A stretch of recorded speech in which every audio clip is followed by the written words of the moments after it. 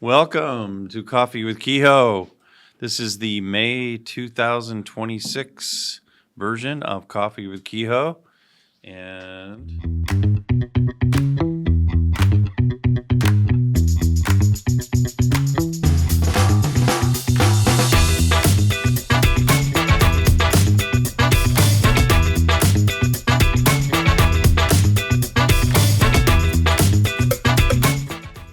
so it's great to be back with you to talk about everything strategic technology and have some fun along the way. I'm your host, Bill Kehoe, and I'm the Washington Technology Solutions Director and State CIO.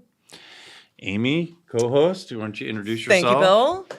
Amy Pearson, Chief of Staff to the State CIO and WaTech Director, and I think this month I'm also Policy Director and Legislative Director as well. So keeping the wheels running at WaTech. How's that going? I love it. All right. I work for the best agency and the best team there is in Washington State. So All right. a lot of fun. Even though you're getting more work. Yes, that's how you make change. Excellent. We need attitudes like that. Oh, I do want to mention that our friend Tim Galuzzi from the state of Nevada, he started his own podcast. I saw that on LinkedIn. Way to go, I think it's Tim. called Tech Talk with Tim, but it's got a coffee cup on there too. So I'm thinking there's a little bit of a copyright issue. We'll have to see. But congrats to Tim and his team for getting the word out on public sector tech. It's great.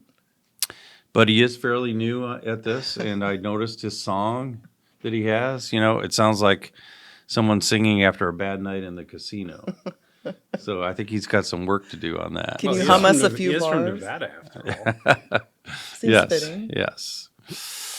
So we have been focused on the NASCIO Top 10 and the alignment of the state of Washington Enterprise IT Strategic Plan to that National Top 10. And we also talked about our new number one in the NASCIO Top 10, which is artificial intelligence, Gen AI, agentic AI, machine learning, that overtook cybersecurity and risk management. Wow. And that had been number one for many, many, many years. 12, as I recall. Yeah. 12 years. Wow. Yeah. Wow. But so we wanted to have our special guest who has been absolutely begging me to get on Coffee with Kehoe. Special guest. Special guest, since, you know, I think in 2022, when he was like the first week on the job, he was on Coffee with Kehoe. And so now we get to interview our Washington State CISO Ralph Johnson. Welcome back to Coffee with Kehoe, Mr. Ooh. Thanks. Yeah, Great to have you back, Ralph. and we're gonna ask you some questions, but we really want to dig into how you feel about being replaced, cybersecurity being replaced as the NASCIO number one priority. But we'll get there. You're not going to ask me that now. You're going to. No, He's prepping you. I see. Just get ready. We want to hear how you feel about that. But before we talk about that, Ralph, and some other things, cybersecurity, we want to give the millions of viewers of Coffee with Kehoe a little snapshot of your background. So, Amy, why don't you take it away? So, Ralph, based on your experience, what is the biggest difference from being a state CISO and a large county CISO and a private sector CISO? The difference is that as a state CISO, you've got a much larger breadth of responsibility. Now, I can't speak for every state because, you see one state's security operations and security organization, you've seen one state. Mm-hmm.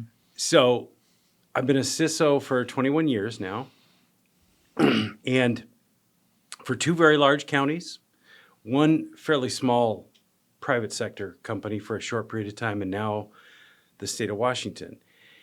And in the state of Washington, I find that in contrast to any of the other roles that I've been a CISO in, it's much more through relationships You achieve what you need to achieve through the relationships with the agencies, through influence, through being a leader, as opposed to when I was with the small company.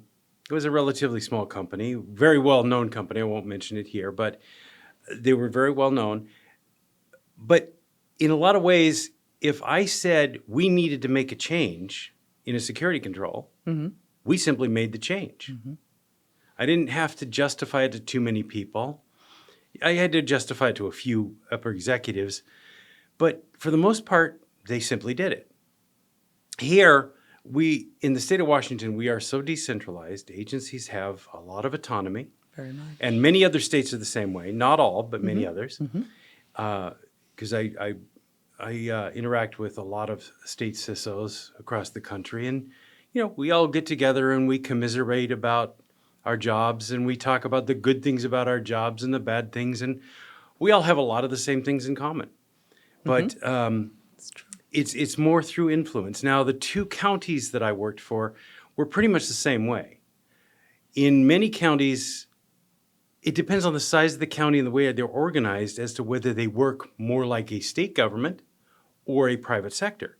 Your smaller counties are going to be, if they even have the resources at all, are going to function more like the private sector because there's less interaction of the agencies. There's more centralized environments. Your larger counties are going to be much more centralized in general than your small ones. So that's what I see and hear when talking to my peers across the country. Well, Ralph, based on that description and your experience along large counties, what can you talk about your role with the Office of Cybersecurity, and what does the Office of Cybersecurity do for the state of Washington? Sure. My role as State CISO is also as a deputy director for the Washington Technology Solutions under Bill as the director. And the Office of Cybersecurity, we are mandated with a number of things through RCW, but primarily it's to ensure the proper security, confidentiality, integrity, and availability of Washington state systems.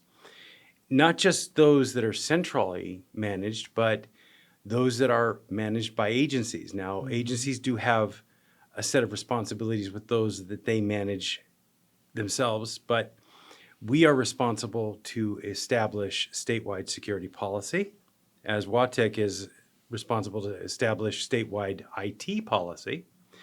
And then we monitor that policy. We review that policy on a regular basis. We update it. We look at it from in relation to emerging technologies and changes in legislation, in the environment, in industry standards, those types of things, and we update them on a regular basis.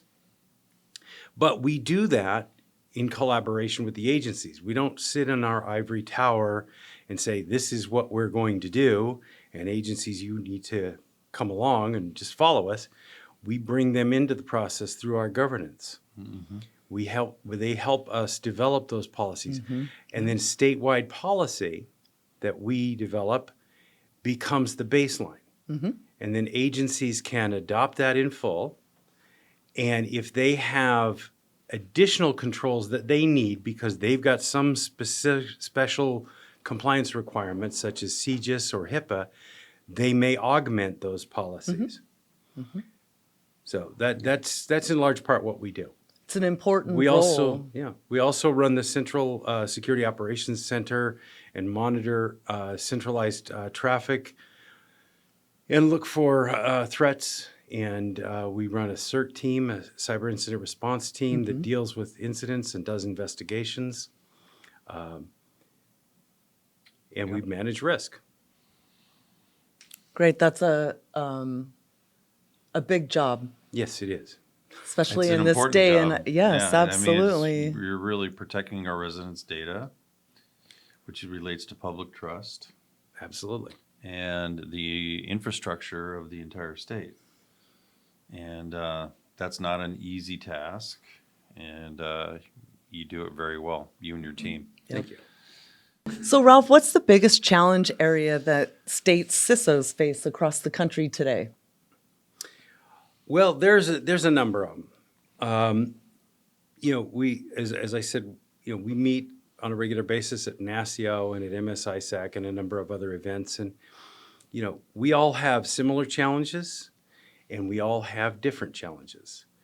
Those differences are oftentimes based on the way the governmental organization is within a particular jurisdiction and or the way that cybersecurity is organized. But a lot of our common challenges are staffing. We're all struggling to obtain and maintain staff, competent staff in competition with the private sector, because government, not even in any jurisdiction, pays what the private sector can pay. So we have that challenge. We are challenged with diminishing services at the federal level while being tasked with being expected to pick those up at the state level or the local level in some cases, not just the state level, but counties, cities, tribes, and not with no increases in budget in order to do that. We are tasked with ways to communicate what we are discovering at the state level and out to these other local jurisdictions. We see a number of indicators of compromise, and sometimes we can share that with our local partners, and sometimes we can't, depending upon where that information is coming from. So we're tasked with trying to help them, but then being hobbled by the fact that the information we have is proprietary to the vendor that we got it from. And unless that vendor allows us to share that, we're not able to do that. So that's one of the things that I'm working on right now is working with some of our vendors to share information that they share with us out to our locals. So that's some of the common threats and issues that we're finding. Good. Great. Okay, Ralph, now we're going to dig into how you really feel about the fact that our AI has taken over the number one priority over cybersecurity and risk management. That's really got to make you upset. I am devastated. I go home weeping about it every night. How can that happen? Doesn't that deprioritize cybersecurity and risk management? No, actually it doesn't. Oh, come on. I was hoping you'd give us something spicy today, but I guess we're not going to get it. No, actually it doesn't, because AI has its own cybersecurity implications. Yeah, but it's also causing a lot of cybersecurity problems, isn't it? Well, that's what I'm talking about. Okay. Yes. I'll let you finish. So You are the guest. it has benefits and it creates problems. AI has allowed attackers to do what they do even better. It's lowered the bar to entry for attackers. Many of the things that we used to tell customers, our employees, to watch out for, AI is taking care of that for the attacker. Phishing emails, for example, they don't come out with misspellings anymore. That was something we used to always look for, poor grammar and misspellings. Now, if you see something with poor grammar, you can probably realize that it's actually somebody who doesn't speak English as a native language. But on the other hand, it is helping us in ways that we can react more quickly. We can be more efficient, especially in large organizations like the state, where our telemetry input is so vast that we don't have the staff. No organization is likely to have the staff to view that much telemetry. We need AI. We need automated analysis tools to look at all of that telemetry and give us information and help us to dissect it and triage our issues and eliminate the noise. So when you think about how AI has kind of changed the landscape, and you're talking about utilizing AI for better detection, monitoring, and alerting. How are you seeing industry? Because you're not creating these AI solutions on your own. You're using the AI from industry. Are you satisfied? Are you seeing some really good advances on the industry side and how they're incorporating AI? We are actually. Yeah, we're actually seeing some vast improvements in how AI can take that telemetry, analyze it, and as I said earlier, cut out the noise. Can determine whether it's a false positive. Can do a lot of that work and take those millions of alerts and turn them into a very small number of actual things that we have to actually take action upon. So there's so much information coming in at us from a cybersecurity perspective. Our security information event monitoring system, our vulnerability management system, our external attack surface management system, our cloud management systems. There's just so much information, we just can't do it. And AI can do it so much faster at machine speeds and at scale. How about the accuracy? Generally, it's pretty accurate. We work with our vendors, and that's the other thing. Vendors aren't out there doing it on their own. They're working with customers like us to develop those tools. They're not And refine them. sitting in their Yeah. office Train and and, saying, "Hey, we think this is a great idea." Well, they may do that, but then they're going to take it out to us and say, "What do you think?" And we're going to help them develop it. Yeah. We're going to test it for them. Now, on the other hand, some of them, that's from a cybersecurity perspective. There are some vendors who are just throwing AI at us and saying, "Here it is, live with it." And that is becoming a bit of a problem.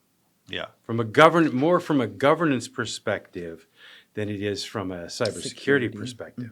Yeah. You know this yourself. Yeah, and we have to have the controls in place, contracts, and everything else. So, what's your advice to state and local governments as they walk through their AI journey from a cyber and risk management perspective? AI is here to stay. It's not going away. So we must embrace it. We have to embrace it. We have to adopt it. We have to learn how to utilize it and work with your vendors. Become a partner with those vendors and let them help you and you help them to make their AI solutions the best that they can possibly be. Okay, Ralph, it's been a pleasure having you. But there's a couple kind of future questions we want to get your take on. So with AI and quantum computing coming, and I hear quantum computing is even going to be breaking encryption in minutes, things like that, is going to present its own set of problems.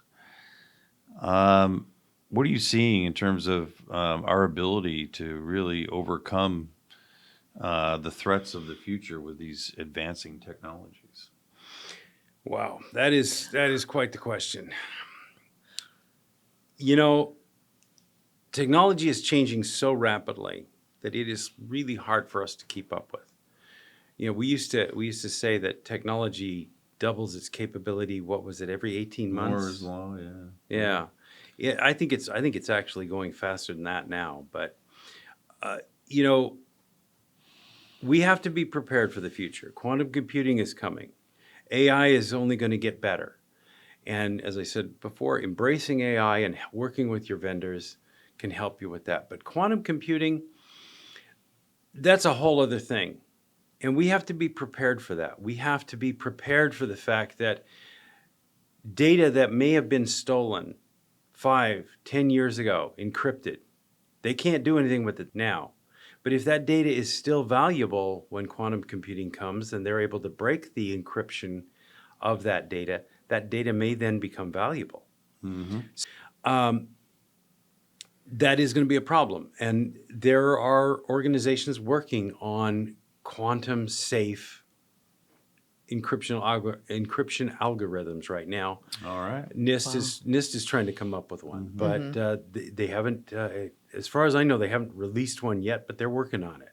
So we need to participate in those activities. We need to work with those agencies, those organizations that are developing that new technology, and learn what we can about quantum computing, and not be on the in the rear when it comes out. We need to be in the forefront. No Maybe fear. not the bleeding edge, but we need to be right there at the front of it. So when you look into the future of a state CISO, how do you see the position changing, if at all, in the future? Probably, I would see it becoming even more of a business leader. I'm seeing a movement across multiple states where the CISO, and this is not a trend I'm proposing for you, Bill, but the state CISO is no longer reports to the CIO. They are peers to the CIO because they can then work from different directions. That's one thing that I'm seeing. Yeah. We need to increase our seat at the table. We need to get our leaders, and I'm not talking about our management leaders, but our legislative leaders and our elected officials, to understand the value of cybersecurity. The fact that $1 spent on a cybersecurity control has a tendency to save you $12 to $19 on breach response costs. Right. So The ROI.